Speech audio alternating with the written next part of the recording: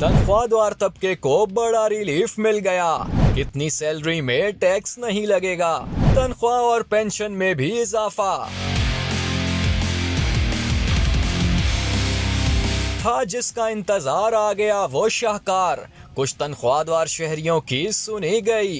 हुकूमत ने बजट में 2 कैटेगरीज में रिलीफ दे दिया। अब कौन कौन टैक्स नहीं देगा, किसको मामूली टैक्स देना होगा, कौन पहले की तरह अपनी तनख्वाह का बड़ा हिस्सा हुकूमत को देगा। बजट ने किसी को खुशी किसी को मायूसी दे दी। सरकारी मुलाजमीन की तनख्वाहों में इजाफा कर दिया गया। हुकूमत का तनख्वाहदार तबके को टैक्स रिलीफ देने का फैसला। बजट तकरीर में तनख्वाहदार तबके के लिए तमाम टैक्स स्लैब्स में कमी कर दी गई। 6 से 12 लाख तनख्वाह पर टैक्स की शरह 1% होगी।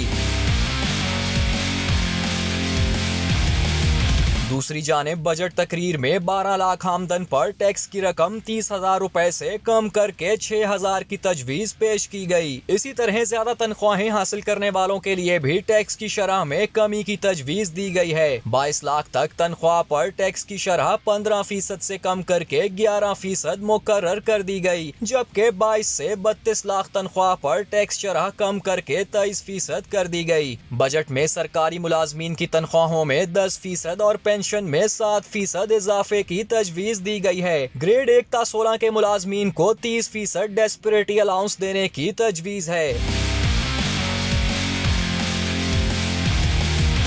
वजीर खजाना ने कहा पेंशन स्कीम में इस्लाहात की गई हैं। इनमें कबल अज वक्त रिटायरमेंट की हौसला शिकनी और पेंशन में इजाफा कंज्यूमर प्राइस इंडेक्स से मुंसलिक किया गया है। वजीर खजाना ने बताया कि शरीके हयात के इंतकाल के बाद फैमिली पेंशन की मुद्दत 10 साल तक महदूद की गई है, जबकि 1 से जायद पेंशन का खात्मा किया गया है। रिटायरमेंट के बाद दोबारा मुलाजमत की सूरत में पेंशन या तनख्वाह में से किसी एक का इंतखाब करना होगा।